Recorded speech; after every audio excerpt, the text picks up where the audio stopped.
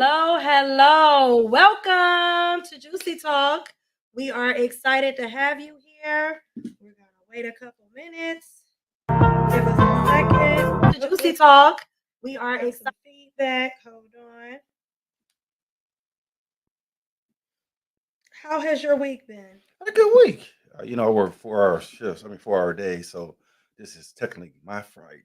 I am so happy to be off starting Friday, Saturday, and Sunday. Okay. So we are getting started. You want to talk about who we got coming on today? Okay. I am real excited. Are you excited? Who Very you got excited. coming on? Who we got coming on? I'm not telling you. You'll find out like everybody else. You're gonna find out like everybody else. Yep. Yeah, so we have a very special guest today. I am just making sure everything is a go. Yes. So we have a very, very, very, very important guest. We're excited. We have a very interesting show. I know, right? It's going to be super exciting. Typically, when I have a guest person on, right, I usually do a whole bio. I'll let you know about this person, what's going on. Hello, let's see who's here. Hey, Frida. Hey, Frida. Good evening. So usually when I have people come on the show, right, I guess person that comes on, I usually do their whole bio and I introduce them.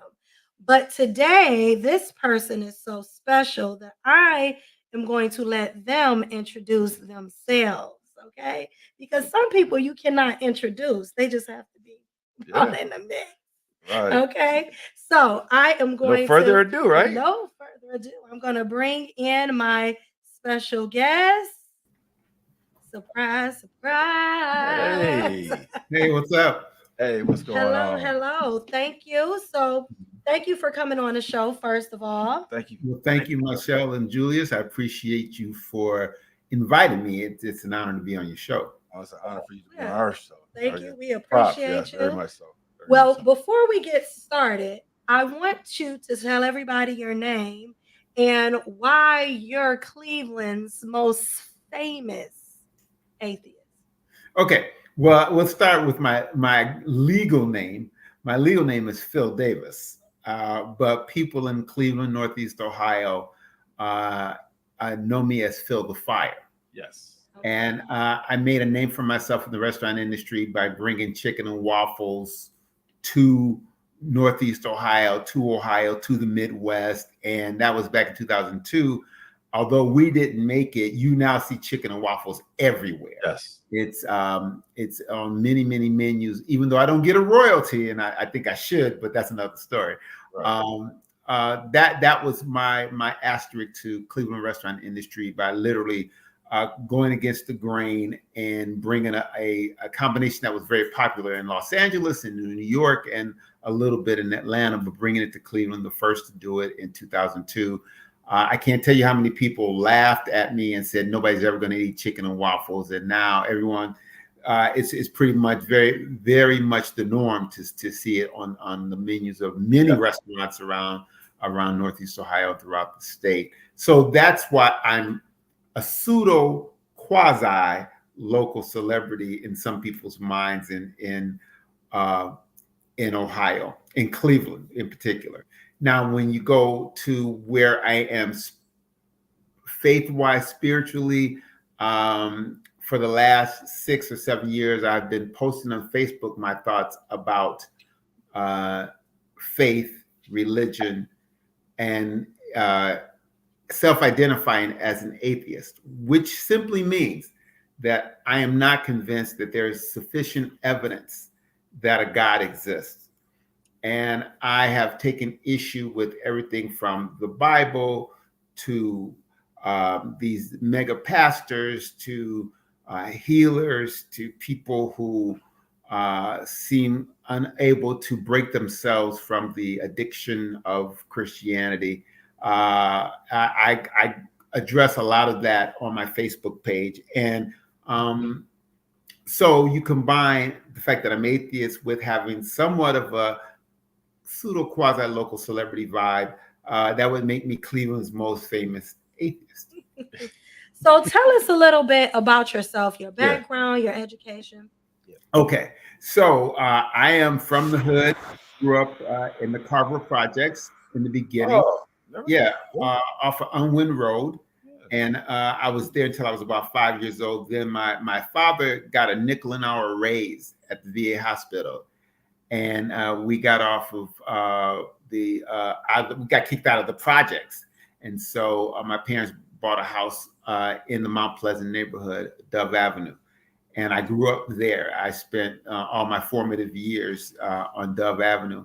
And I went through the entire Cleveland public school system. I went to, start off with George Washington Carver Elementary, then Corlett, then Corlett, then Miles Elementary, then Harvey Rice, then Alexander Hamilton Junior High School, which is no longer there.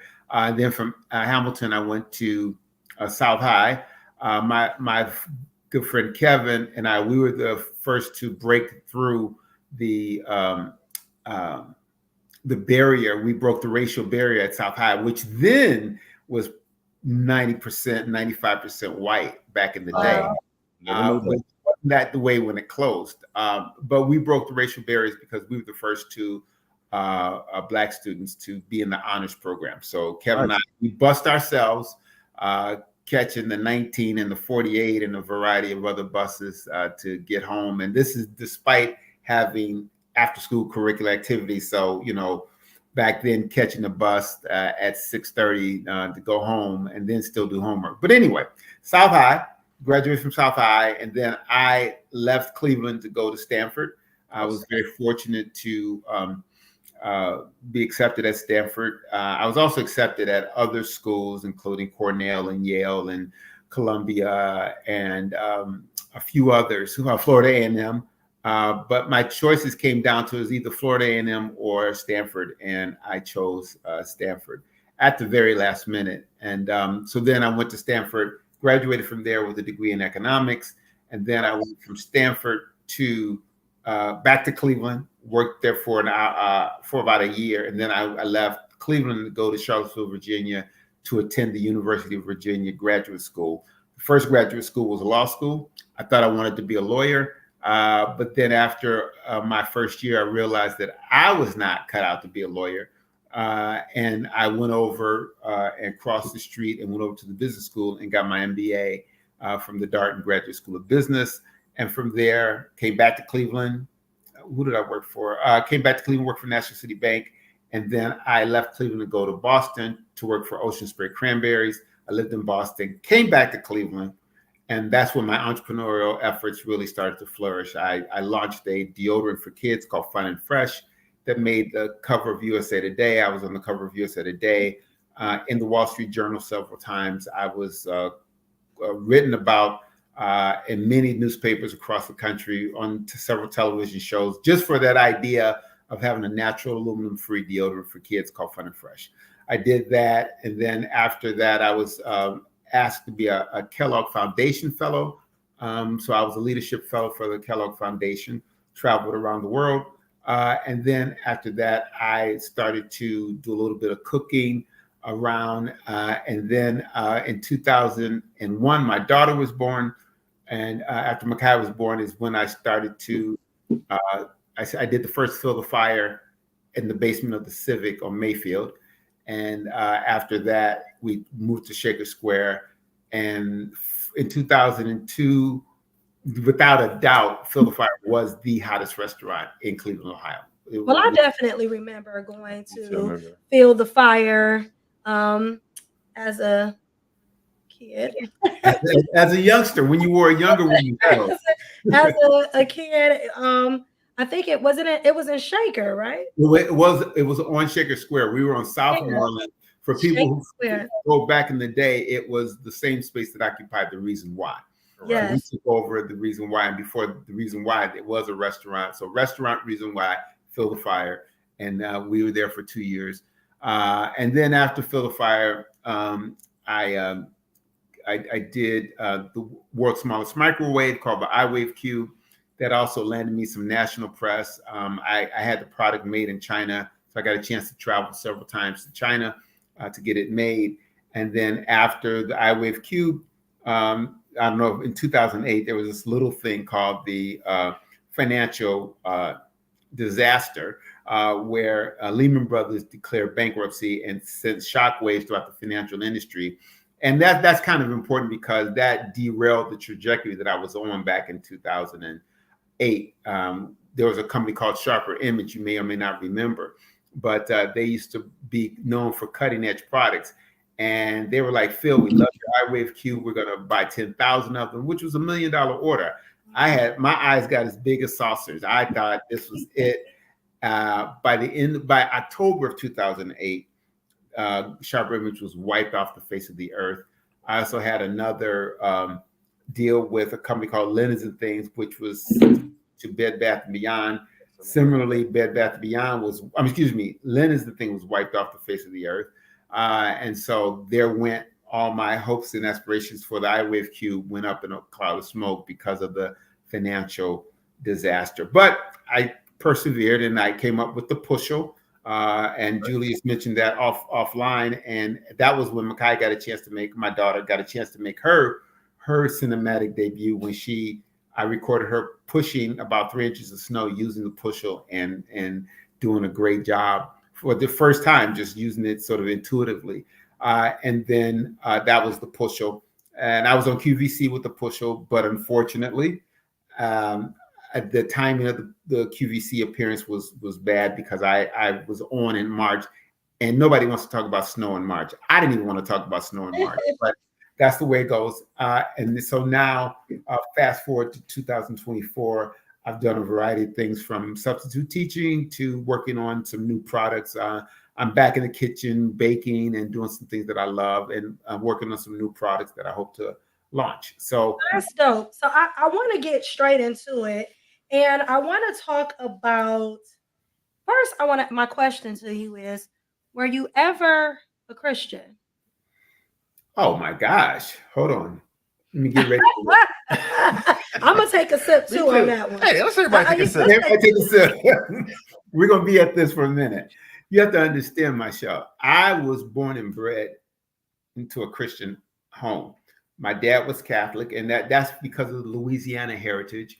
You know, down in Louisiana, blacks and Catholicism go hand in hand.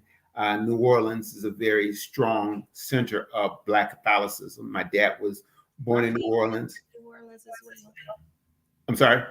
I said I'm from Louisiana. Yeah. So I grew up. I did a Holy Communion. I did a lot of different rituals associated with Catholicism. And I went to church on Easter. I went to church when we were young. We went to church every Sunday, But something changed in my dad in 1968 when my grandmother died. His mother died. And after that, he was like, you all don't have to go to church. I think he was disillusioned by a lot of different things. But suffice to say that I grew up as a Christian, acknowledging Jesus, praying to the white Jesus. And, everybody had that picture in their living room of, they had Martin Luther King on one side, and they had that white Jesus on the other side. My grandmother definitely had those two pictures. Everybody had that Martin Luther King and white Jesus. Martin Luther King and John F. Kennedy too. Yeah, don't forget. Yeah, John F. Kennedy too. Yeah, that too. So for people who may not know, right, what is an atheist? How would you define an atheist? Okay, but how would I define atheist also talks about the journey to being an atheist. Oh, okay. Let's talk about that. So it's not necessarily a snap decision, particularly when you're raised in the mix of it. When you have Easter dinner and Christmas is a big thing, and you go to baptisms, and I went through all of that coming up. So it was expected that I would continue in the Catholic way. At one point I even wanted to go to a Catholic school, but there's only enough money for one child to go, and my older sister went instead, which actually turned out to be a good thing. But when I got to Stanford, a couple things happened. The first was when I went on a trip to, I was studying in France, And I had a good chance to study at the Stanford campus in Tours, which is about 2 hours outside of France. But during one of the breaks, I was on a train ride with another buddy of mine from school, and we were in a train car riding to the shores of Calais in France. And in that car, there were only 4 people: myself, Jim, and 2 other young men, and they were from Iran. Now, in 1979, that was the Iranian hostage situation, which was made famous by a film called Argo with Ben Affleck and what have you. But if you lived through it, that was a very intense time politically, because they held, I think, 83 American hostages. The Iranian people held them hostage, and this was something the United States had never experienced. So wait, are you saying that you were on the train? Yeah, train with it was 2 people, myself and Jim, 2 American and 2 Iranians, during the height of the Iranian hostage situation. Okay. So the ticket collector comes around, he BA, that's French for tickets or tickets. He just said BA tickets. So we go in, and if you're a foreigner, you got to bring out your tickets and your passport. So we bring out our passports stamped with the American insignia on our passport, and they bring out theirs, and it's obviously Iranian. And you could have heard a mouse piss on cotton. It was so quiet when we realized that we were representing the 2 most tense diplomatic situations in the world at that time. And so there was a moment where we froze. We didn't sort of had this strange body language. We didn't know what to do, but over time we just eased our way into talking. And they spoke English, and we talked, and we realized that we were just 4 young men looking to explore the world, go to London and have a good time. And all the pretense about American and Iranian and hostages, that didn't bother us. We were just there. But that's important, because before I left to go to France, a friend of mine from school said, that religion is a function of geography. I was like, what are you talking about? He said, well, if you're born in America, you're more likely to be Christian. He said, if you're born in the Middle East, you're most likely to be Muslim. If you're born elsewhere in India, you're most likely to be Hindu. It's a function of geography. And I didn't take him at his word until I got into that situation. I said, you strip it away, we're right there with just 4 young men. Religion is clearly a function of where we were from. And so that started me thinking. Then the following summer, in 1980, I was interning at Standard Oil, which was then part of British Petroleum before they took control of it. But I went to lunch with this young woman from Florida A&M. Her name was Geraldine Stokes. And we went and had lunch. It was a beautiful day. And we went out, and we went to Burger King, and we went on that fountain right there next to Marriott Hotels, the Key Tower. And we were there, and I opened up my Whopper, took the bun off, and I ripped open a salt packet. And before I could start sprinkling salt, she said, "You got to be kidding me." I'm like, what are you talking about? She said, "You're going to put salt on your hamburger without even thinking and without even tasting it." And I was like, but that's what I do. That's how I've been raised. I put salt on everything. And she said, "Why don't you try it without the salt?" And so I did. And I took one bite, and I was like, oh, wow, this actually is pretty good. I don't need the salt. And I realized that a lot of the things that I had been doing were a result of doing things without injecting any critical thought, without questioning why I did a certain thing. So putting salt on my hamburger, that was just what I was supposed to do, not thinking about, what about, let's try it without salt. So I come back from my travels in France, and the first thing I do is I take a course in theology at Stanford, and I realize it's not studying the religious aspect of, but the social movement of Christianity and the impact of decisions that people, particularly popes in the Catholic religion, have made, and its impact on the world. And you realize that Christianity is an organization, and very highly structured organization, but an organization nonetheless. And so I was beginning to think, this really isn't holding up. And then my senior year, I was like, I'm not going to church anymore. And then a few years later, I said, I even thought about becoming Muslim. So, I dabbled in Islam because my oldest brother was a black Muslim, but I didn't like the fact that, the women had to walk 10 paces behind. You go to a mosque and you go to pray, and the women are separated and women are behind. And I'm like, well, this is 19, whatever. And I said, I can't get with this. So I said, I can't become Islamic. I can't become Christian. I said, let me just let this go. So I began to understand that I didn't hold any beliefs, any theological beliefs. And it was only recently that I began to use the word atheist. This was probably 10, 15 years ago that I began to self-identify as atheist. But I did that on the down low because in the Black community, if you say you're atheist and you happen to be Black, you might get blackballed. It's not welcome. And I can say from personal experience, when I've put critical questions about theology, Christianity, and God, and what have you on my Facebook page, people come at me.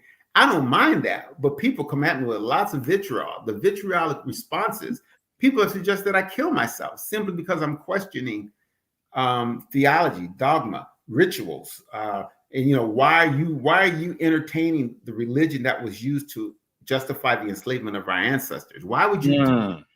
So I've had the full thing. But to get to your point, being an atheist is just a recognition that the person, in my case, I don't see any credible evidence that the people that refer to themselves as Christians or Muslims or Jewish, that they referenced a God, even the Abrahamic God, or Hindu, that I don't see any evidence of a God. And I've been on this earth for quite some time, and in my lifetime, there is no evidence of God. There are people who believe in God, but belief is not evidence. And so with you saying that, let me ask you this question: is atheism, is that a belief? No, it's not. That's an excellent question, because people say, well, if you don't believe in God, you must believe in Satan. I don't think that's why would I believe in an idea of a being that was created by a God that I don't believe exists? So no, because I don't believe in God, certainly I don't believe in Satan. But more importantly, I don't believe in any theology. I don't believe in any dogma. I don't believe in any ritual. I don't believe in any of that. But is the idea of not believing in God a belief system? No, the lack of belief is not a system. The lack of belief is not an ism. It's not Catholicism. It's not atheism. There is no ism associated with the lack of a belief, And so what you have to understand is that the idea of Christianity is based on a book that was written thousands of years ago by people who did not understand astronomy, people who did not understand how the world works. But this book is being held up and to be revered as the Holy Scripture. There's no basis for that. There's just none. People have ascribed the Bible as holy when it's full of contradictions. It's full of things that don't make sense. And I'll give you the best example. Okay. There is no way for Noah and the ark to have existed. There's just no freaking way, for a couple of reasons. One is, you have to understand that while people are talking about the Bible being the word of God, we have civilizations that existed, particularly, let's go to China, existed in China. There's no documentation or reference of a great flood. Okay, so you cannot discount the existence of these civilizations and cultures that predated Christianity. So there is nobody backing up this notion that there was a great flood. But also, let's call it what it is. It's not the great flood, it's the great drowning. God drowned every single species on this earth except two of each, a male and a female, and 8 people, a drunk named Noah and 8 of his kids. So you mean to tell me that those 8 people, without knowing anybody else, populated the rest of the world? That doesn't make sense to me. But more importantly, Noah could not have built an ark to house two of every species.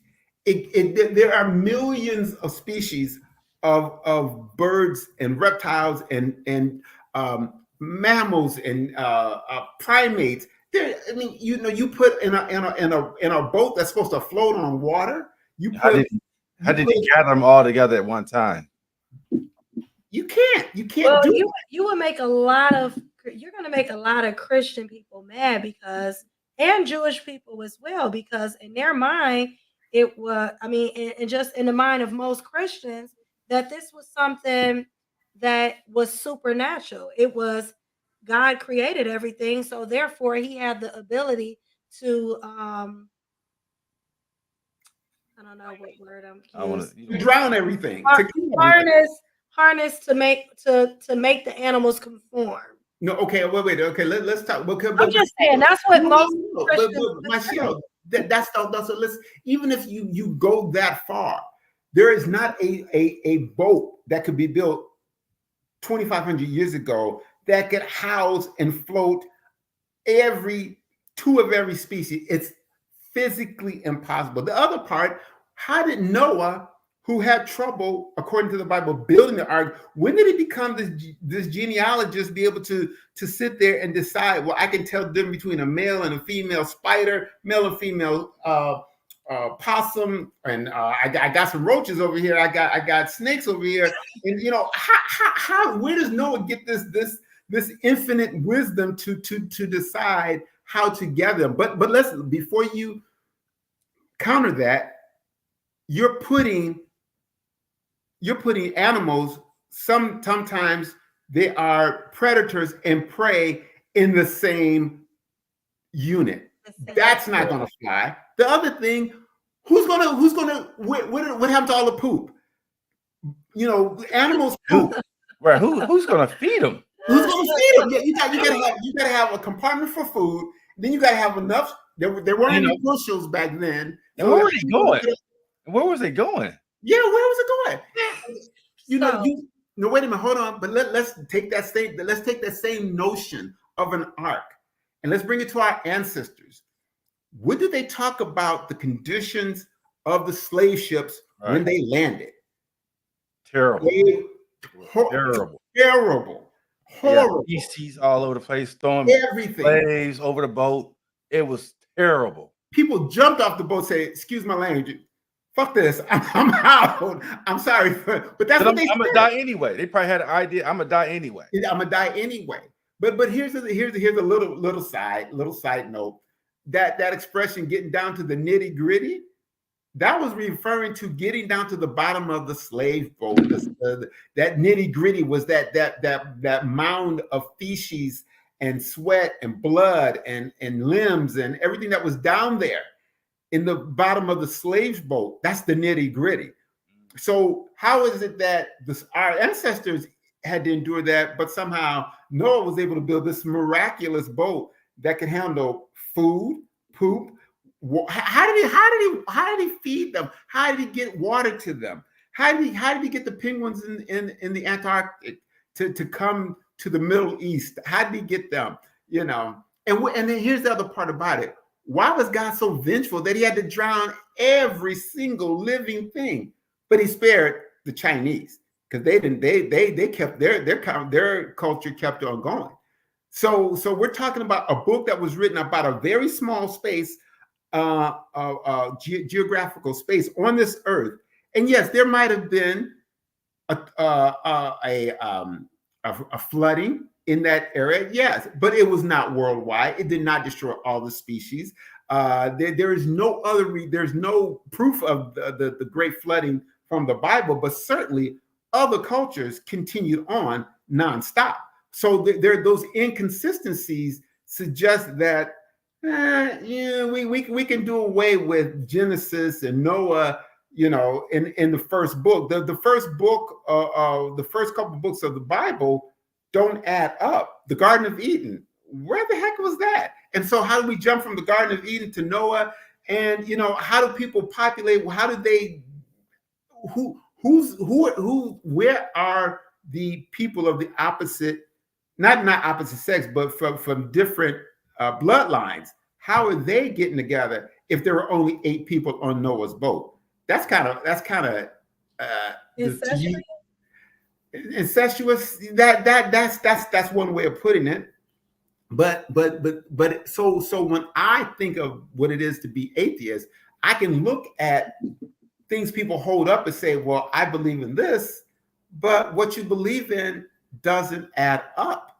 So what do you think the purpose of the Bible was? Do you feel like the Bible, because people will say that it was a Kemet tales. Do you think the Bible was a lot of the stories in the Bible, the Songs of Solomon, the Dead Sea Scrolls? What is it? The Last Supper? Yeah, like a lot of the different books or stories that people will say came from Kemet culture. What would you say to that is in reference to the Bible? Okay, so I would say that the Bible is a collection of stories that have been stapled together over many, many years. It's the worst game of telephone ever. So from the from the Old Testament, it just doesn't add up. Oh, and then we get to the New Testament. Do you know that all biblical scholars have agreed that all the books written in the New Testament about Jesus supposedly existing, and I say supposedly because there's no physical evidence, but they were written 60 to 70 years after the event. So how do you write about something you weren't there? Who heard the Lord's Prayer? Who heard the Sermon on the Mount? Who was there transcribing the Sermon on the Mount? Wait a minute, Jesus, what did you say? Let me get that again. Now, who was there? So these books that have been cobbled together and presented as the inerrant word of God were written by people, mostly men. And you can tell it's written mostly like men because of the way they treat women in the Bible. And that's another thing. I mean, you think about patriarchy that starts with the Bible. Up on that one. It starts with the Bible because of the way women are treated and subjugated to lesser than men. This starts in the Bible, So the purpose of the Bible is that people were writing stories. Somehow, let's go all the way, jump to the King James version. King James said, well, I'm not sure how all these stories were written back then, but I'm going to change it so that I can get divorced. I can divorce my queen and go marry somebody else, probably younger and finer. But that's the King James version that people hold up in esteem. I'm like, how do you hold that up when clearly the King James version was altered to allow the king to divorce? So how does a book like this become revered? How does it held up as the inerrant word of God when Phil, do you believe in the act of nature? Like, do you believe in something like that? Here's what I believe in. When we see something, as awe-inspiring as a sunrise or a sunset, it moves us emotionally.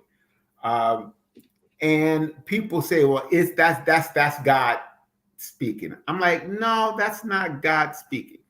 That is a cycle of nature that happens whether we are alive or dead. The sun will rise, the sun will set until the sun burns out. And that's going to happen in a couple billion years. We won't be around, but the sun eventually will burn out. But who cares what happens in a couple billion years? But the act of nature, the fact that, people want to say that we were created by God, that's not, to me, particularly inspiring. The fact that the way that the earth was created, and it definitely took longer than 6 days. There's no way this earth could have been created in 6 days. Just no way. 6,000 years, 6 days, whatever. No, it took billions of years. But the fact is, as humans evolved over hundreds of thousands of years, the beginning of our species, you can have your blood tested we have minerals inside of us, but those minerals are traced back to stars. We have stardust coursing through our veins. That to me, that is more inspiring, more romantic, more jaw-dropping than to say that a deity created the earth in 6 days. And boy, he was so tired that after 6 days, like, whoo, I gotta take a rest. Oh man, I'm tired. Come on, man. You ain't right, Phil. So let me ask you ain't this right, question. man. What do you in your belief system or No, or I would say as an atheist, right? Mhm. What do you think happens after death? Yeah, that's my question too. Nothing. So so is it that you believe in science? Oh, we all believe in science. You just don't want to admit it. The fact that you wait a minute, hold on, hold on, science. wait a minute, hold on, Michelle. Here, this is important. Everything that you're using now to put on your show is a result of scientific study, scientific theories put to practice, and applied theory and what have you. You are benefiting from the wonders of science. And as I say often on my Facebook page, won't science do it? People want to talk about won't God do it? No, won't science do it? Everything that people have marveled on, you look at the pace of change that we've experienced in our lifetimes is 10 times faster than the pace of change that your grandparents, my parents, experienced. And it's going to be faster for this new generation, my daughter's generation. It's going to be much faster. But it's won't science do it? We all believe in science wholeheartedly because we take advantage of the benefits that come about from these discoveries. I mean, the things, I give you an example. I wanted to finish asking my question because my question was, you believe in science, right? So we know that energy doesn't dissipate, it transfers, right? So the energy of our bodies, the animation of our bodies, what gives us life, right? Do you feel like that dies when a person dies, or is it transfer? Is that energy transfer? Okay, so the thing you have to understand is that the two things about the one thing about our bodies that makes it phenomenal is the complexity of the human brain, which is kept alive by the pumping of the heart. So we basically have a high functioning. We're part of a high functioning species called humans, and that is the energy that we produce. We produce that energy on a daily basis. But when our heart stops, that's it. It's a wrap. And I'm not afraid to say, hey, I can acknowledge that for the short time that I'm here, the 65, if I get to 85, I doubt it, but if I get to 85, that's a very tiny portion of the billions of years that we've been on this, that the earth has been around. But our time here, the thing is that my energy is what I produce daily to do the things that I think that I do best, that I find to give purpose to my life. But when my heart stops beating, it's over. I mean, there is no afterlife. Afterlife comes death. There is nothing to look forward to. There is no pearly gates. I'll bring in culture a little bit. We have to think about our ability to that as we learn more, things such as miracles and mysteries disappear. And I'll go to a song that I was thinking about the other day that resonated with Black folks back during the Civil Rights Movement. Sam Cooke wrote a song, "A Change Is Gonna Come." And he says, I don't know what's up there beyond the sky. I'm afraid of living, but I'm afraid of dying, but I don't know what's up there beyond the sky. It's been a long time. I know a change is going to come. But he says, I don't know what's up there beyond the sky. That was our perspective. We barely knew what was up beyond the sky. We thought that's exactly where God resided. And, the Hubble telescope, I don't know if you've seen any of the pictures from the Hubble telescope. That will cause your mouth to drop. if you're not inspired by what the Hubble telescope is bringing, but no, it's now called the James E. Webb telescope. The Webb telescope is bringing back some jaw-dropping images of what's beyond the sky. So, I'm okay to say that while I'm here, while there's stardust coursing through my veins, that I will do the best I can to make the world a better place. I'll do the best I can to raise my daughter, to put her on a track to have a happy, fulfilling life. But when it's my time, there's nothing more that I can do except say, hey, I gave it my best. But there is no reason to think about these concepts of heaven and hell, which were recent constructs. Heaven and hell weren't always constructs associated with God and Christianity. These are new things. There was even a time when, as a Catholic, there was a new stage invented called purgatory, where you were sometimes between heaven and hell, but you got time to get yourself there. Oh, that's BS. Being that you believe in science, do you feel that aliens are real? And you see, like you mentioned, like the sky and other galaxies, and we know that. Do you feel like there's other life forms out here that are past the Milky Way in our solar system? Well, that's a great question. Now, I have not seen any evidence of alternative life forms, alien life forms, whatever you want to call them. I personally have not seen a UFO. I've seen videos of things that could not be explained. But do I think that there's a possibility for an alternative life form, alien life form? Yes, there's a possibility. So in that way, I'm agnostic about that. But I have not seen any evidence, none whatsoever, that they exist. And I'm glad you brought that up, because the whole belief in aliens and the way it's played out over the last 50 or 60 years is very much like God. It's interesting that people claim to have had these one-on-one encounters, and they've been vacuumed up or was transported up to the spaceship and probed, and something inserted in certain private parts, and people have all these. But like, okay, where's the proof? But like, people tend not to get a lot of credit for saying those things. But they claim up and down, they swear that they have encountered aliens.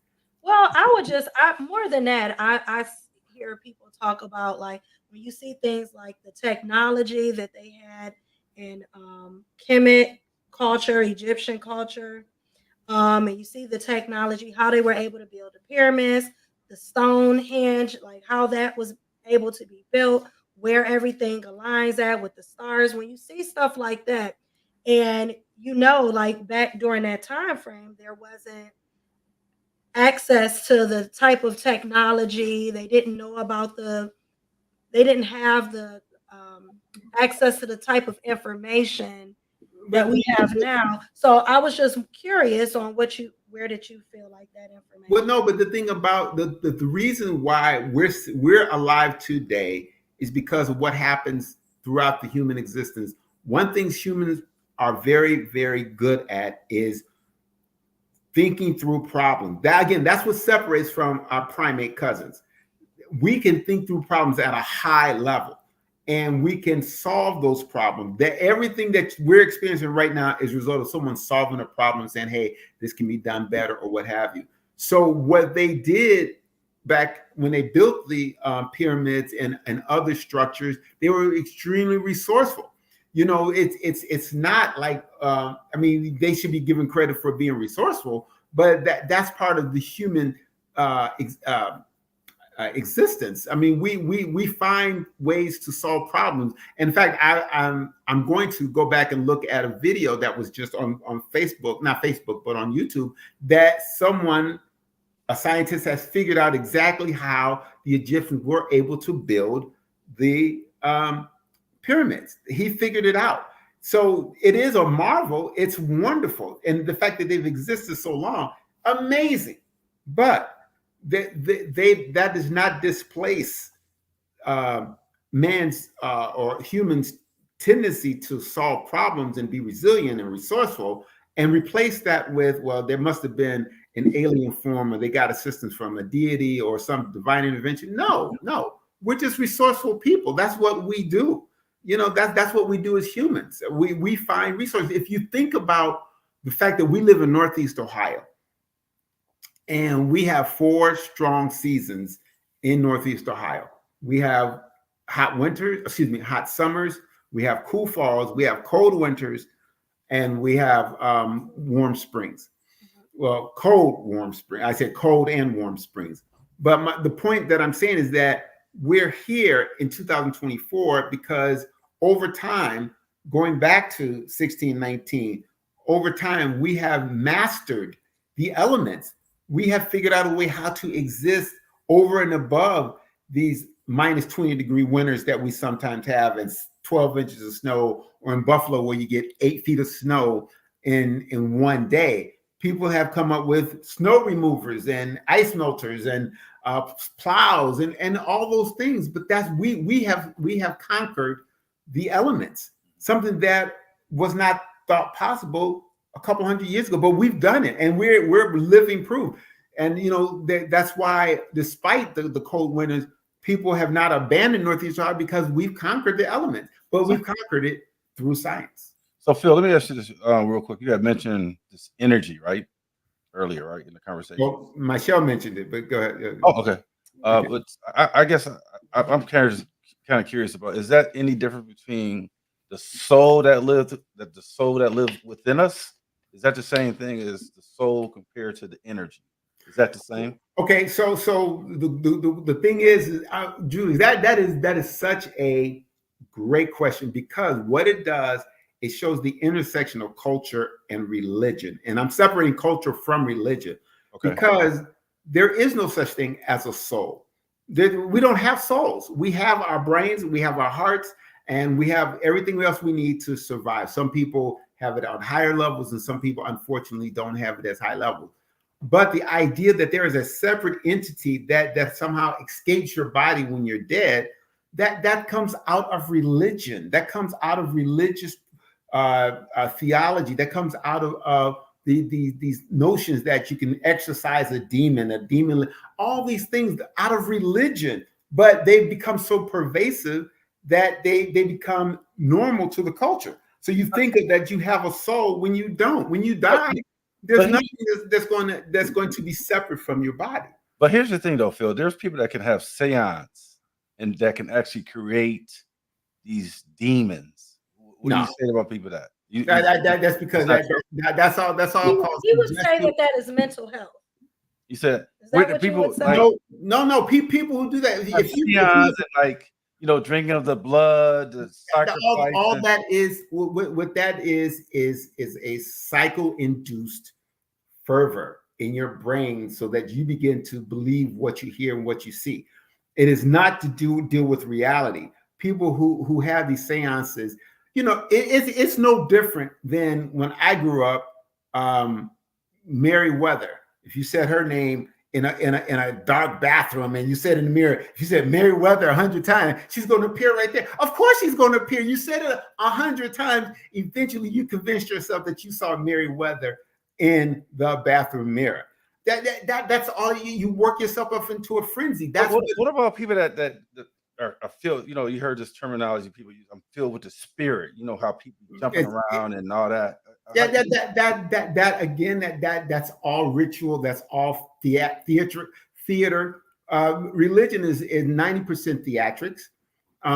It's designed to pull you in. I call it the seduction of Christianity. You're seduced into believing what you believe, which is why the Christian faith, the Christian theology has made such an effort to take over our schools. Because when are people most impressionable? During their childhood. So of course the Christian schools, they want these children so they can proselytize 24/7 while they're in school and start to gain a share of those young minds. That's no mystery. Excuse me. It is very important to understand that the things that you talk about, people speaking in tongues, people having revivals, all that is theater. It's just theater. I mean, it's just done. A lot of people mad tonight. No, it is. It's just theater. It is. It So is. I want you to answer this question. Sure. Classy Fryer said, "Where did you study, or is this just your opinion?" Where did I study? Okay, so I studied at Stanford. I studied at Stanford. I studied theology at Stanford. I'm not the sharpest pencil in the bunch, but I'm a pretty intelligent dude. I observe, I read, I analyze, I test. And here's of course it's my opinion, but my opinion are just as valid as people who claim to believe in God. It's not on me to offer. It's not on me to offer proof that a God does not exist. It's not on you. Is that? It's not, because I'm not claiming that a God exists. The onus is on the person that says that God exists. Well, damn it, show me your proof. Don't tell me that you believe. Don't tell me it says so in the Bible. That's not valid. That's not proof. Someone said, "I saw an alien at Aldi's in Northfield last week. He got into a pink and green Tesla inspired tag." And then Chastity says she's surprised the chat is so dry, and she said you are dropping gems. Well, thank you, Chastity. So let me ask you a question. Oh, okay. So wait. Let's ask Chastity to call in. Chastity, can you call in? They want you to call in. I'm going to put your I'm going to put the number up if you decide you want to call in. Thank you, Chastity. If anybody wants to call in, you can call in and talk at 216-245-3380. So Phil, let me ask this. So you'll never ever see your daughter again. So what is the purpose of life? Hold on. Wait, before you go there. So he said, Jude, you got to break it up because. Oh, okay. I'm sorry. This is so important. Okay. I have been the victim of a con artist. When I had Fill the Fire downtown, the guy who said he was going to finance it was a con artist who ripped people off of tens of millions of dollars. He was the Black Bernie Madoff. Okay. After I was sold down the river by my lawyer and a few other things, I had to take a step back. I had to take ownership and realize that a con or a confidence person is only as good as you are greedy. Okay. So the fact that I was so anxious to open up that Fill the Fire downtown that I overlooked some signals, some flags, and my lawyer was so greedy that he just stepped over all of that and said, "Hey, I want this guy as a client," and left me blowing in the wind. But let me get to the idea of seeing loved ones again. That's nonsensical because, first of all, the idea of what it is that we use to develop the sense, sight is a sense. We have eyes. And how do you jump over to that to say that when we are raised from the dead, that somehow we'll have eyes to see? That means if we have eyes to see, then we'll have ears, we'll have mouth, we'll have tongue. Then all of a sudden you're recompositing the body, because none of this can happen unless there are eyeballs connected to brains cells, and the eyes telling the brain what it sees. So the idea that I'm going to see my daughter again, that doesn't make any sense. I will see my daughter for the last time before I close my eyes.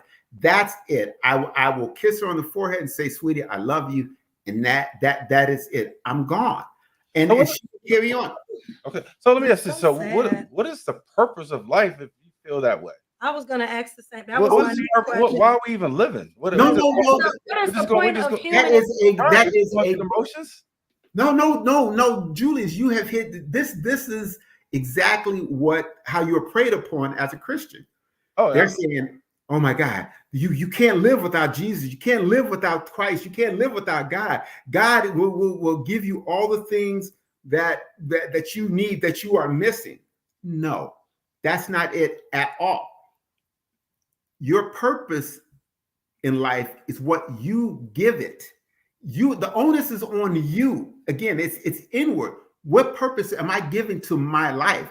You know, it doesn't matter. Again, you could put 100,000 people in a room, and whether they're I got a question for you. wait, can I finish? So you saying people are, that let's say people are crackheads, so that's their purpose to be a crackhead? No.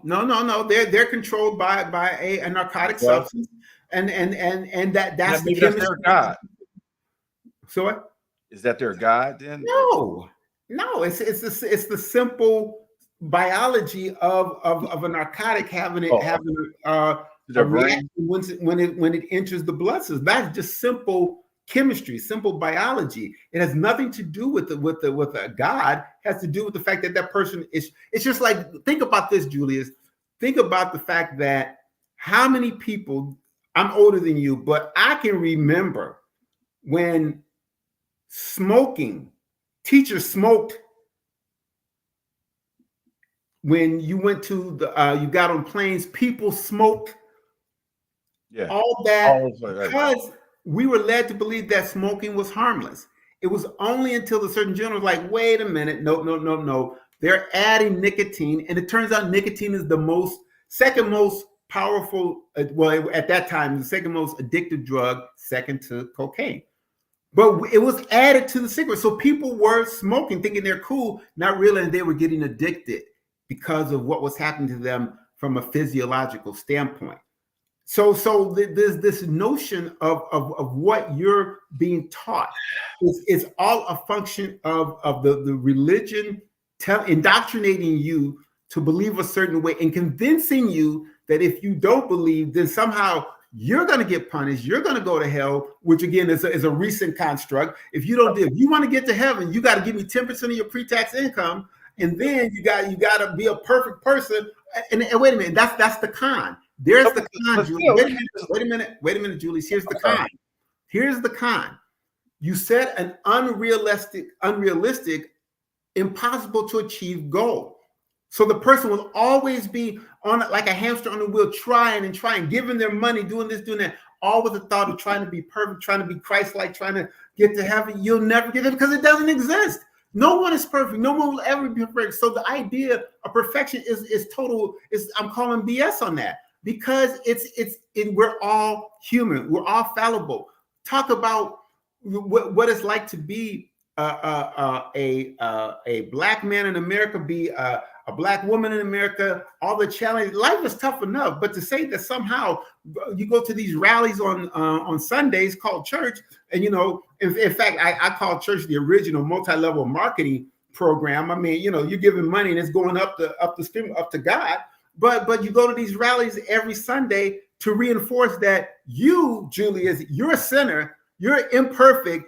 Give me your money, and you might get to heaven. But if you don't, you're going to hell. That's the oldest con in the world because you never know until you die. You don't know. Nobody knows what's going to happen. I don't know what's going to happen. I don't think there's any. You said you never know if you were successful or not until you die. No. You don't know if you were if you succeeded in what you were participating in. But here's the thing, Michelle. You can never succeed because the goal is perfection, and perfection is an unattainable goal. So it's the oldest con in the book. It keeps going. I don't think that's what Christians believe. They don't believe in that you have to be perfected.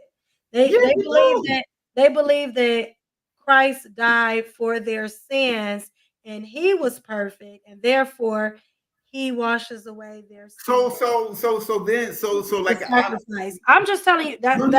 But I'm going to turn that around. So if you're saying that they don't believe you have to be perfect, then so that I can be a mass murderer, and then on my deathbed confess Jesus as my Lord and Savior and accept him into my world, even though I'm about to get lethal injection, I'm a Christian.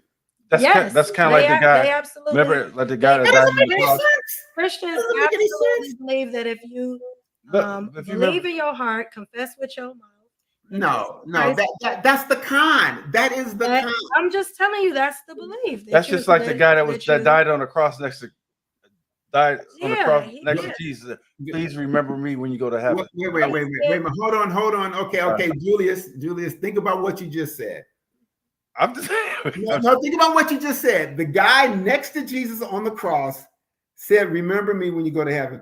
Who heard that? Who wrote it down? Who transcribed it? And how did it get from Jesus on the cross? Well, the Bible was written. What 60 years after Jesus was on the cross. Christians would tell you that it was written under the inspiration of God. So they were. So why was King James allowed the apostles or the disciples who wrote about the Bible did it in the sense of they were under, they were under the influence of the Holy Spirit. No. Let's talk about what they're under the influence of. Moses went to a burning bush. We know what kind of bush he was burning. I mean, to come back and say, "I saw God," and what kind of bush was he burning? Are you saying that Moses was some good stuff back then? He said Moses was smoking weed. Okay. I'm saying, how do you go up to the top of the hill and say, "I saw God," unless you were smoking something and it was a burning bush? Yeah, it was a burning bush. So let me ask you a question. Do you feel like so a lot of times when people talk about atheists, right, they talk about they don't have a moral compass. So my question to you is, where does your moral compass come from? And I guess, for lack of a better term, I mean, like, what is your moral compass? Okay, that's a great question, Michelle, because again, that's part of the con. That's part of the con that somehow inherently, because you're Christian, you have a moral compass, and those that are not Christian, that means 3/4 of the world, only 1/4 of the world is Christian. So 3/4 of the world does not have a moral compass. So just by stating that you have a sense of superiority, I'm a Christian, I have a moral compass. You don't have a moral compass. Therefore, you don't know what you're doing. But if you look at the let's say the sins of these supposed pastors who have cheated on their wives, taken millions of dollars from hardworking people, where's the morality in that? There was a recent pastor, an older pastor, who had to sort of try to sidestep the fact that his wife showed up and she had bruises on her face. So all these people who walk around holier than thou, who claim that they have a moral compass and I don't. And by the way, I got my moral compass from things that my parents tried to instill in me, from what I saw was good in other people, from reading, from experiencing, from traveling around the world, seeing different cultures and faces, and seeing people put their hard work into trying to make their lives better, and recognize that we're basically all the same. But in terms of good versus bad, I mean, when I see somebody on the corner, and if I got a 5 spot, every now and then I'll just give it to them. So, but I don't do that to tell people that. I do that because if I can help somebody, I will. I've done that. But how dare someone, because they're Christian, declare that they have a moral compass than I don't? I mean, it's just like Oprah Winfrey said, that atheists aren't able to experience awe. It's such BS. They're not able to experience what? Awe, the wonder of life, the awesomeness of life. That's such BS, because it elevates the person speaking to a higher level, to those who have different beliefs or characteristics or non-beliefs. And that's such BS, but that's the con of Christianity. It's built up to make sure that you're in the club, that you come to the Sunday morning social club, you come to the rallies, and you give of your money, you give of your time, all in the thought and hope that somehow you'll be one of the few to get to heaven, that you'll be called up during the rapture.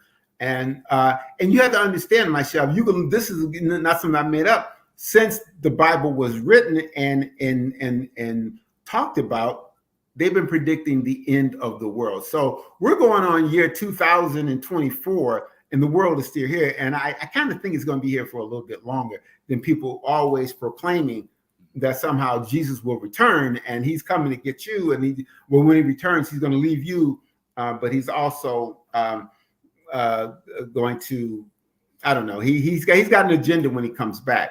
But Jesus didn't come back to help our ancestors when they were enslaved. He didn't help during the civil rights. Jesus didn't help a lot of times. I was going to address that, Phil, because I wanted to ask you real quick, and you may not know the answers. I just I'm a little bothered by this, because it seems like our race, the black race, have endured so much time over time, and how can a God want to punish people like that? Some people say we've been cursed, we've been this. It's just, and again, you may not have an answer for this. No. I do have an answer. Oh, okay. And what it is, Julius, is it goes back to the Bible. He who controls the narrative has the power. White folks have controlled the narrative of the Bible. How else do you explain?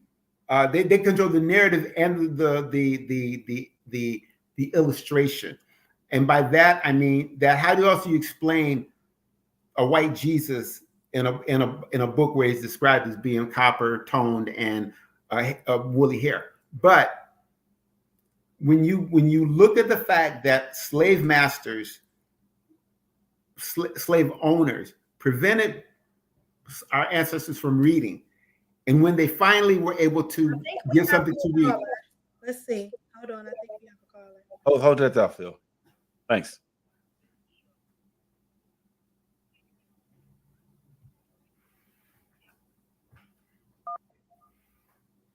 Okay, you're live on Juicy Talk. Yes. Okay. So am I live already? Yes, sir. Can you hear Phil? Can you hear Phil? I can hear. Okay. Okay. Go ahead. This is a question for Phil. Or are you making a comment? Are you making a comment, or you have a making question a for question. Phil? No, I'm making a comment. Okay. Okay. Go ahead. Okay. Yeah, I wanted to make a comment that I'm listening to the brother here, and he's absolutely right. Well, I was going to say Jesus was created at the Council of Nicaea, 325 AD. This is history.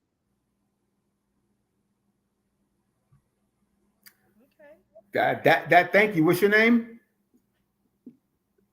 I'm gonna enter as Mr. X. Mr. Oh, X. Mr. Thank X. you. Now, What's your age and Mr. where are X. you calling from? I am 57 years old, and I'm calling from Charlotte, North Carolina. Okay. Okay. All Now, right. this is archaeological fact. Okay, you can go and look at the history.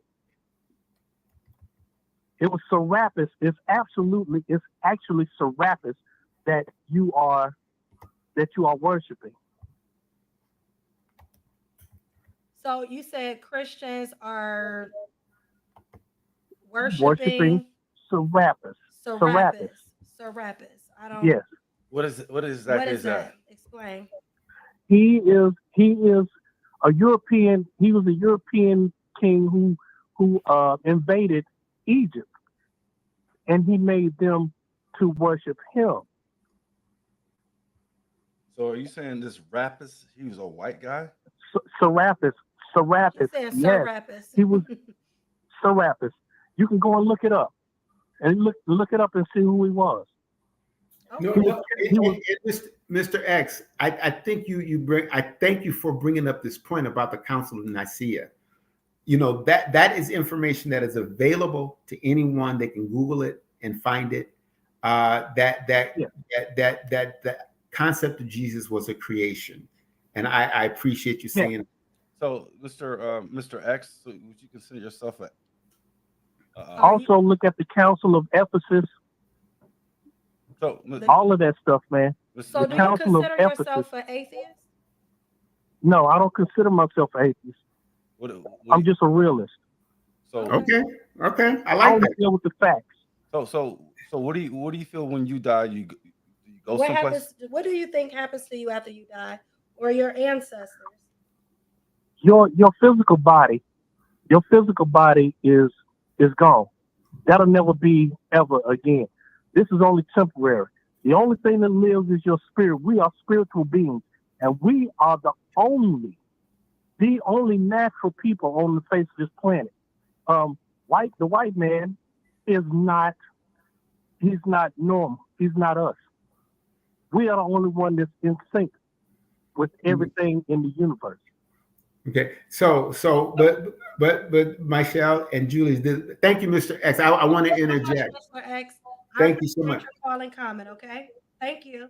Okay, all right. You have a great day. Thank you for calling Juicy Talk. You too. Mr. X is guilty of the same thing. We want to surround ourselves in the spirit of inside knowledge, that somehow that we know more than the rest of you. I don't agree with him that the white man is this, the white man is that. It's just that I do say historically, Europeans have gone out of their way to take what they wanted through violence. That's what they've done. There's no question. That's history. There's Savages. that can be changed. Savages. Well, I'm not gonna get back. We have people of all races that watch Juicy Talk, and so I'm not gonna say that white people are savages. People, human beings that make who morally do things that are corrupt are savages. It's not. Absolutely. It's all nationalities of people. But things that are corrupt. But Michelle, that's my point. That's what I said. When I travel, I recommend all your listeners book a flight to Canada, Mexico, the islands, to Europe, to China, go Brazil, go somewhere else where you don't know the culture, and you will see yourself and other people, and you'll realize that there are 8 billion people, and you don't know what it really means when you can't, your mind can't grasp what 8 billion people look like. But when I was in China, I was there when there were 1.4 billion people. When they say there are 1.4 billion people in China, that's a lot of people everywhere. I mean, you can't get around it. So I want to read this comment that Just Beats put up. He said, trying to open the mind of a Christian is an unrealistic expectation. You'll be dead and gone, and they will believe it was God's will to punish you for your choice of belief. Everyone who was brainwashed the very moment everyone was brainwashed the very moment they lended their minds to the same people who oppressed them, and we continue the oppression by allowing the same people who oppressed us to teach our children. Oh my God, that's excellent point. So Phil, what do we do then? How do we change this narrative then? Okay, the first thing you do is go back to the salt analogy. You got to take a step back and start to question. I stopped using salt without thinking by questioning why I was doing it. I was doing it because I inherited that practice. I did it without thinking. It was because it was the norm. What we have to do as people, we have to take a step back and question what it is. Why is it in 2024 that we still hold up as sacred, as holy, as gospel, a book, the same book that was used to enslave our ancestors? When we got to break that intergenerational transference of trauma. But the only way you can do it is through critical thinking, asking questions, and not being afraid to stop using salt, to stop to not believe in God, even for a day. You know, it's that fear. Christianity has a grip on people's minds and hearts, that they're afraid to do anything differently because they are afraid of going to hell. They're afraid of not being born again, not being part of the rapture. That fear grips and immobilizes people. Got to break that. And the only way you do it is to have the courage to ask questions. And I'll leave you with this, that God should be like gravity. If God were real, God should be like gravity. You can tell me once that gravity exists, and I can say, okay, and you could tell me there are many ways you could prove it, but you can find out on your own. I can leave that person who told me gravity exists and go in my backyard and prove it time and time and again that gravity does in fact exist. And the person half a world away will have the same experience. Gravity doesn't discriminate. Gravity transcends the entire planet because gravity is the attraction between two objects. And the larger the object, the greater the gravity, which is why gravity holds us on this earth. But my point is that if God can't be like gravity, then God doesn't deserve the reverence, the worship, because no one can walk away and prove it to themselves that deity exists. Do you feel? Let me ask you a question. Do you feel that it is necessary, like that some people just need something to believe in order to have structure and order in their life. Like it's something that the society needs to believe in something greater than themselves in order to keep balance. Okay, so that again, that's part of the con. That you tell that person you got to believe in something greater than yourself, because if you don't think of something greater than yourself, then you're narcissistic, you're this, you're that. No. What people need to do is to believe in the best of people. People need to believe that they have a purpose and that is onus is on them to find it. People need to believe that they can use their internal moral compass to make better decisions, that they can treat their husband, their wives, their children, their brothers, their sister, aunts, any friends, close friends, besties, whatever. They can treat them better if you take a little bit more time and do all those things. You don't need to have a meeting every Sunday to reinforce that. You don't need to have someone asking for 10% of your pre-tax income in order to reinforce that. All you need to do is take a step back and realize that, yeah, there are struggles, there are challenges, we all have them. But if you look to yourself and take accountability for what it is that you're trying to do, perhaps you can make the changes that are necessary. But it does not require deity. Got a caller, Phil. Real quick, Phil. Get this caller right quick. To accept, press 1. Welcome to Juicy Talk. Thank you for calling. You have a question or comment? Press 1. Hello. Hello. Can you hear Good us? evening, everybody. This is Chastity Wells. I'm calling in. The guest actually was excited. Yes. Thank you for calling Juicy Talk. You have a comment? It seemed like, you know what? So I if need you're to focus on this song because I'm trying to actually watch it and listen at the same time. Turn off wherever you're watching it at. Turn that off so that you could just hear us on the call. Okay. You have a comment or you have a question?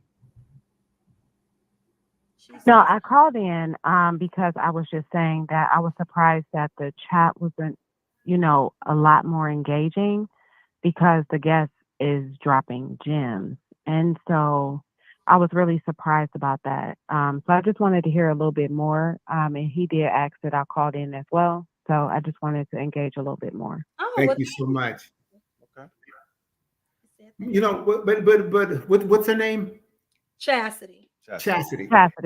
Thank you, Chastity. Chastity, what you've raised is what I've experienced over the last 20 years, that since I self-identified as atheist. There is a fear that grips Black people and says that they will not go against the norm. So this chat room is dry because no one wants to even entertain the thought that there might not be a God, because people know that other Christians are watching. They'll hear about it on Sunday. They'll hear about it from pastor. And, so there is a real tangible fear gripping folks that says, well, I better not do anything. But I can tell you, Chastity, and I appreciate your comments and you calling in, that when I do my things on Facebook, many people will tell me when they see me on the streets, hey, Phil, man, I saw what you posted on Facebook, man. I'm glad you're saying what you're saying. I can't say anything, but I appreciate you doing, because I feel the same way.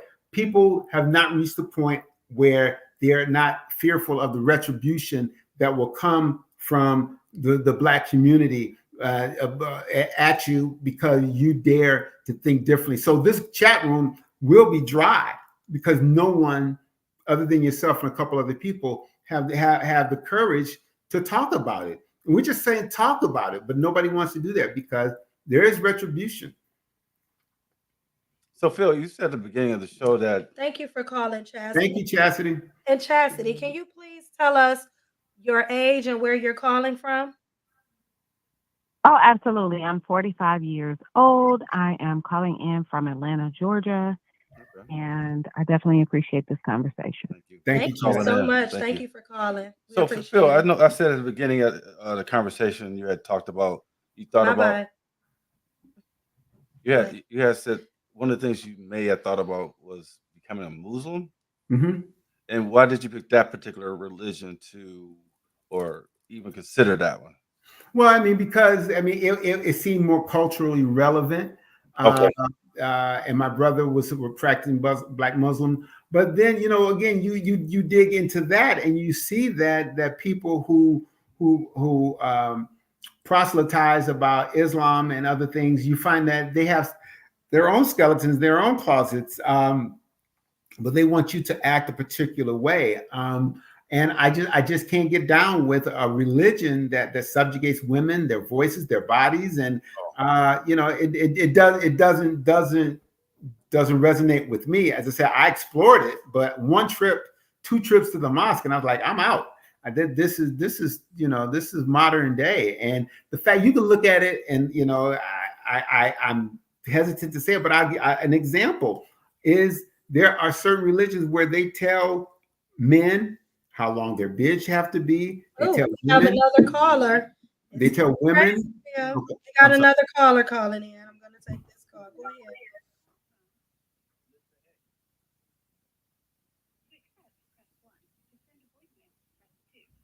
This is Mr. X calling in again. Hold on. Go ahead. Okay. Hello? Mr. X, you are back on. Yes. Mr. X again. I would like to get on live. You're on live. You're live. Okay, am I live now? Yes, you are. Okay, because listen, I know exactly where his brother's coming from, and you know, I've been saying this. I've been doing this right here for over 10 to 15 years. Okay, and Black people were sold religion. They were sold religion. Actually, it was given to them when they got off the boat. That was the only thing they couldn't understand. They couldn't read. They couldn't read or write. So this is what was given to them to make them be obedient to the white man. Mr. X, let me take your point one step further. You think about it. Why did the slave owners, slave masters give Christianity to enslaved people? Because of the notion of forgiveness, that you can do whatever you want, but you still can be forgiven. So they can own you, they can rape you, they can trade you, sell you, buy you, they can do all of that. But at the end of the day, they can be forgiven, which is why there's stonewalling for the notion of reparations. Because they say, well, wait a minute, you know, I wasn't there, so you got to forgive me because for the sins of my father. No, but here's the thing, and one of my guests said it best. We're not looking for forgiveness. We're not looking for reparations. We're looking for restoration. You think about 400 years of stolen wages, freedoms, and things like that, and we can't get a dime. If they gave $1 million to every Black person that walks now, that would be what? 46 million times, would it be about like 4 billion or $4.6 billion, whatever. It's a lot of money, but that still would not make up for the amount of wages that was torn away from us, stolen. But the book that was given to us reinforced the notion of forgiveness. So we've been taught always to forgive. Okay, well, here's the thing. When you said what you said about reparations, okay, I'm gonna say this to you right here. I don't agree with the reparations because you cannot give that type of money to people who are uneducated. You can't. We haven't healed. We have not I say, healed give it to from. them and see what happens.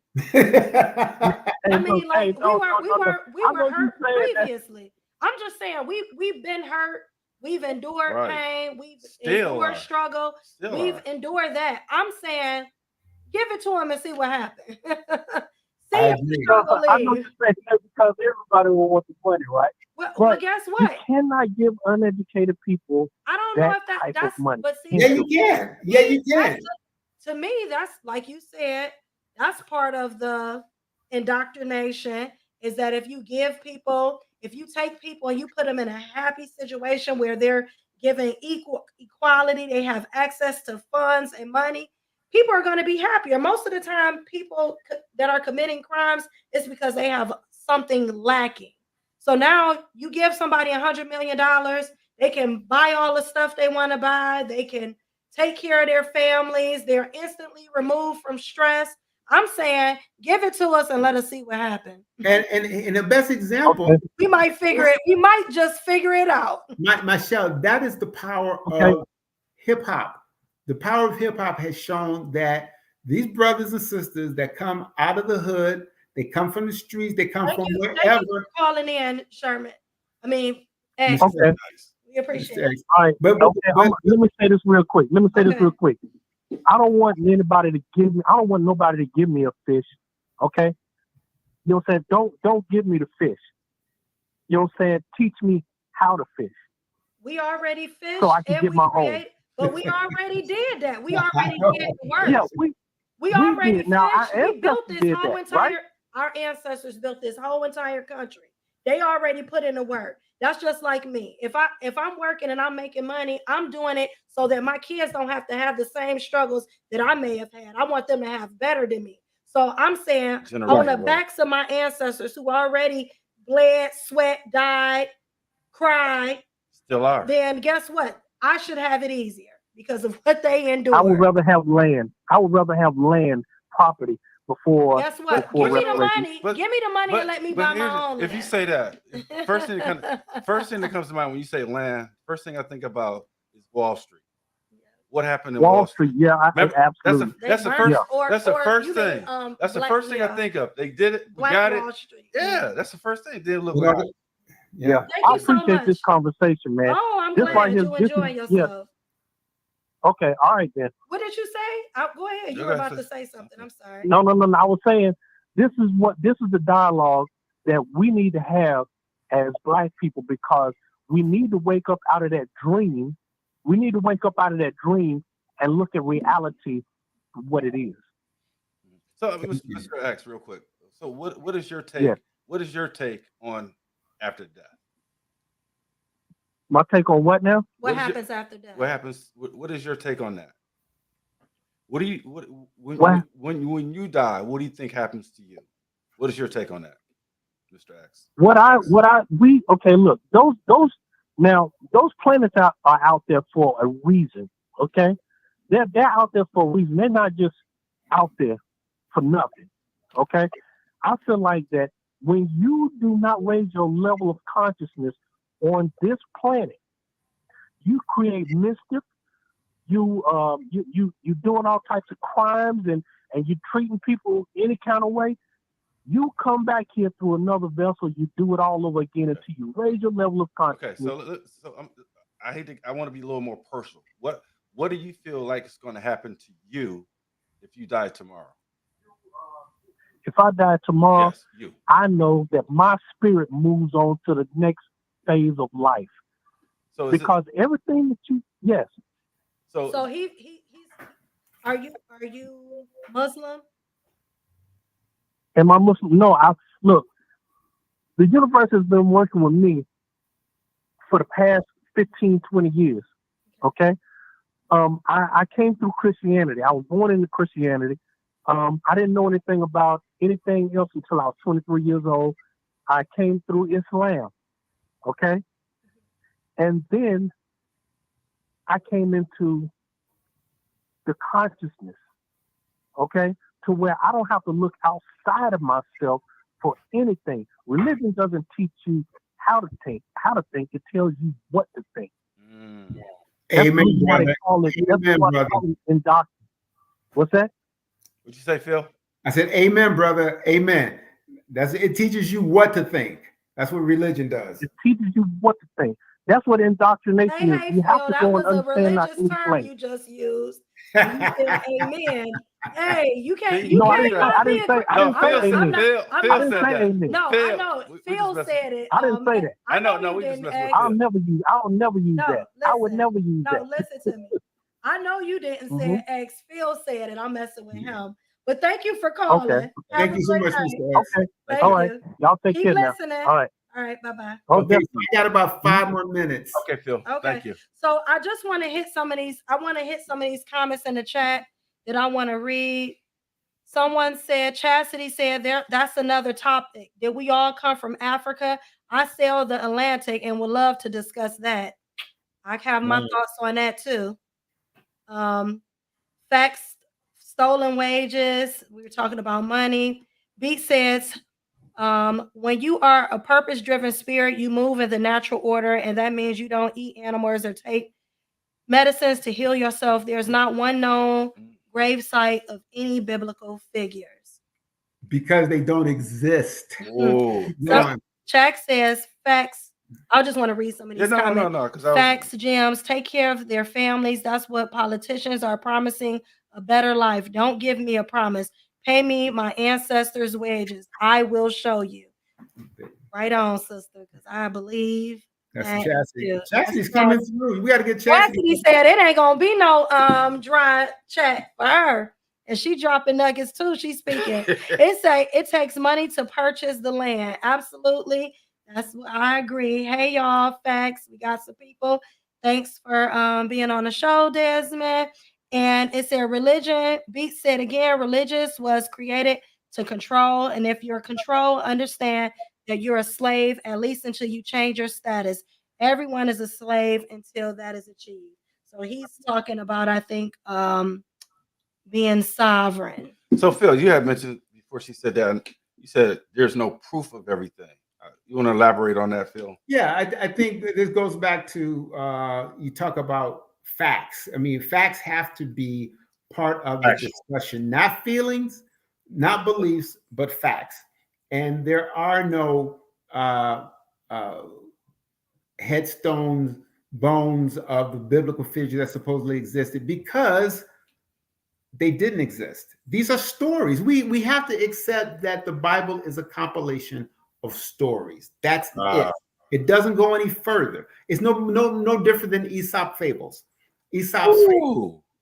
It's no different. It's a collection of stories of how people want to explain the world. I used to like fables when I was a kid, but that's another story. So it's really not that hard. Are you saying that you think the Bible are stories that are meant, or like you said, Aesop fables, stories that are given to people to help them cope with, deal with, understand purposes of life? Just examples. I think that's a great point, Michelle. And the Bible is not that, even on a literature level, it's not that good.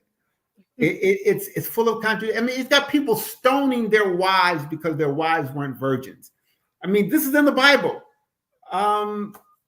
There are many books in the Bible that foster the physical and mental and verbal abuse of women. This is done in the Bible. I mean, women stoned and I've done unimaginable things in the name of God.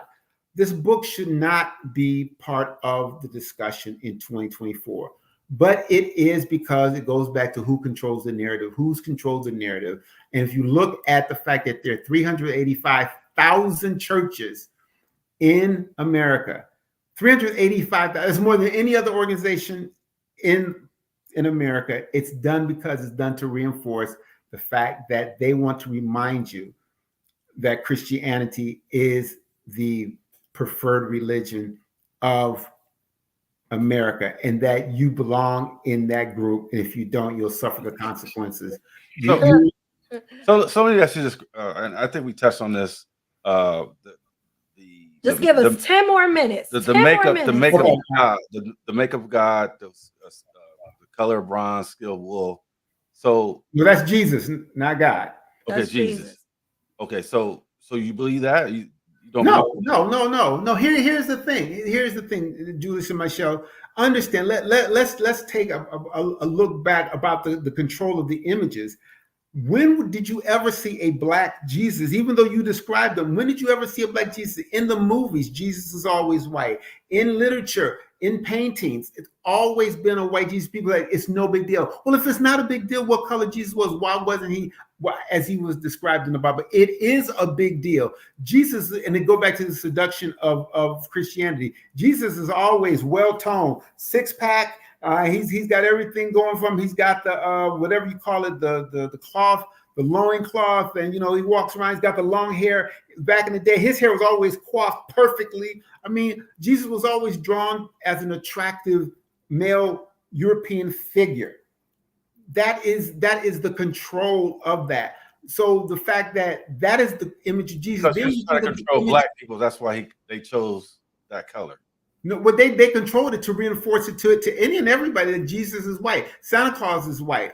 God is white. God is an old white man with a gray beard sitting up in the sky, pointing at you and saying, well, you didn't do X, Y, and Z, so you're a bad person, and I'm going to make sure that I wreak havoc in your life, and I'm going to do that. Wait a minute. I guess so you have to question that. How can his son be black if his father is white? No. These are they don't exist. Period. Okay. But I'm just No, Julius raises a good point. That is a good point, Julius.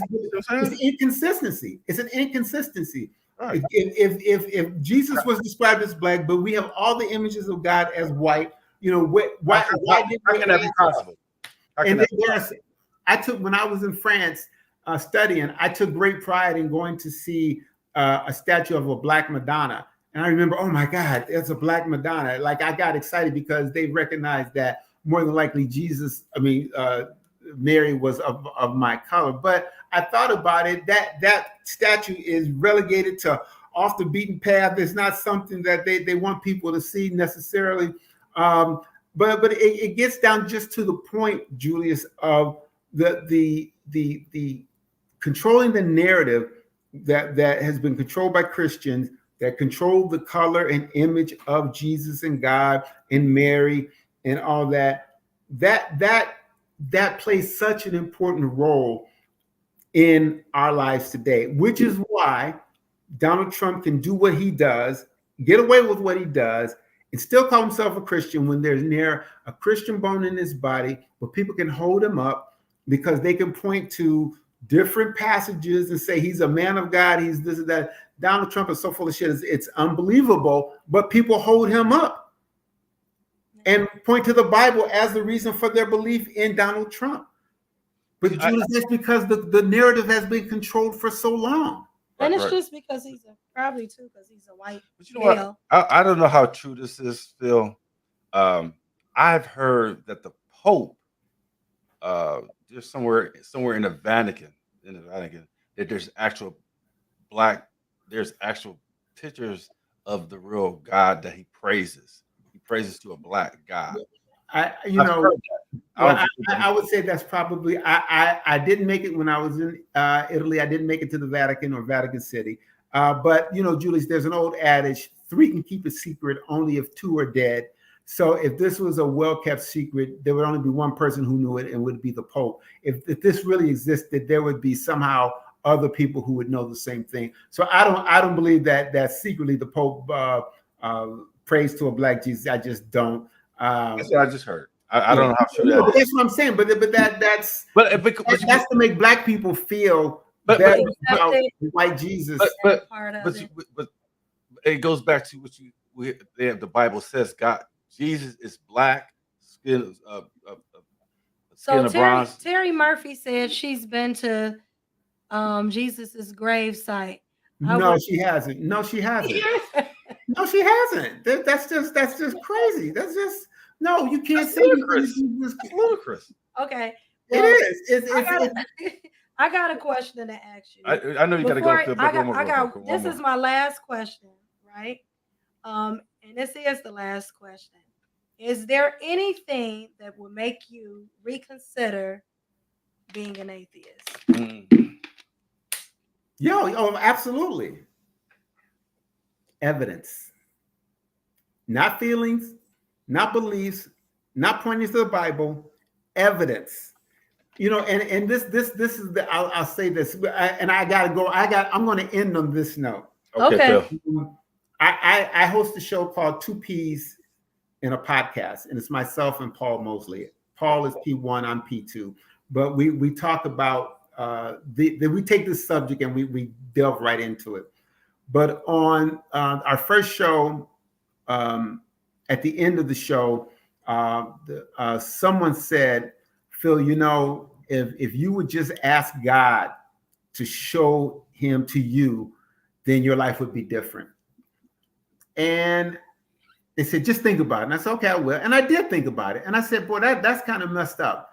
That I would feel so elevated that I would think that God would show himself just to me, and that my life would somehow be better. I'd be balling and I'd be a billionaire and things like that. But excuse me, I apologize. That goes back to this whole discussion. It's the seduction that somehow you're special, that God has blessed you, that God has singled you out, despite the fact that 25,000 people a day die from starvation, the fact that 1.4 billion people have to live on $1 a day. But I'm going to single you out, Julius. Michelle, I'm singling you out. I'm going to elevate you. I'm going to bless you and make sure that your life, and so all of a sudden you start saying God is good all the time God is good to you, ignoring all the things that happen. So there's a seduction. You're being seduced to believe that your life would be different than that person who's going to die of starvation tomorrow or who died yesterday. But that's a seduction that you find irresistible, and you give into it because it's reinforced when you go to the Sunday morning social club. It's reinforced. You go to the rallies where people get excited and the revivals and the emotions are worked up. All that's reinforcement, psychological reinforcement that you made the right decision. But I'll leave it on this: belief in God, belief in Jesus does not protect you against death. We all die. Doesn't protect you against disease. We're all subject to getting that. Doesn't prevent you from divorce. Doesn't prevent you from depression. People have mental health issues. God does not create this magical force field to protect you. So to answer your question, Michelle, there's nothing about what's currently how people believe in it that's shown me that somehow their life is that much better. Some people might have more money, but that in and of itself doesn't make you happier. The fact that I know people who are Christians who have preceded me in death, and I've gone through stage 4 cancer. But they believe, but they have unfortunately returned to ashes before I did, and that's not to put myself up. That's just a fact. So you know, it's I'm not going to be seduced into thinking that somehow I'm more special than anybody else on this planet, and that God is going to bestow blessings upon me because I believe. I'm just not going to do that. All right. I don't know what to say, Phil. That was Yeah, somebody said you're explaining why they read the Bible.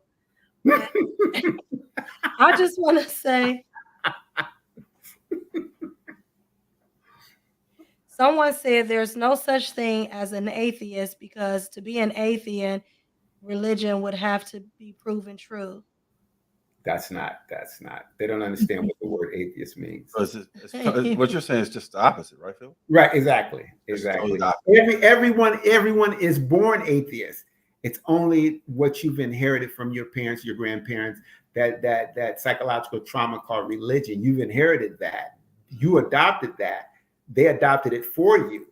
But you were born atheist. You were born not believing in anything. You were born with just observing the world in your place in it as you crawled around. No baby is born a Christian. No baby is born a Muslim or a Jew. Babies are born atheists. They just are. That's just like little kids can't be prejudiced because they don't see color. Exactly. But they can be taught it. Difference. Right, exactly. Yeah. They can be taught it. Yep. So thank you so very much, Phil. This was a great show. I know it was it's contrary to what a lot of people believe in and what they practice. But one thing about this platform that I always appreciate and why it's so special and dear to me that we can have anybody come on from all walks of life. All opinions are equal and shared, and it starts and strikes up a conversation, and sometimes Make you want to go. it makes you go, and then what people don't talk about on a day-to-day basis over, lunch, So I appreciate you for your transparency, for coming on, and Thank you have for a lot having of me. people Yeah. that were agreeing with you. I'm going to invite myself on your show. Come on Monday. You need to have us on your show so we can come and talk on your show as well. Well, come on Monday at 7:00. Two Peas in the podcast, 216-584-5400. Call in. It's on kztvradio.com. But come on, seriously, come on. Yes, I definitely want to come on the show, so we're gonna have to make that happen. This was a great conversation, and you have to say that.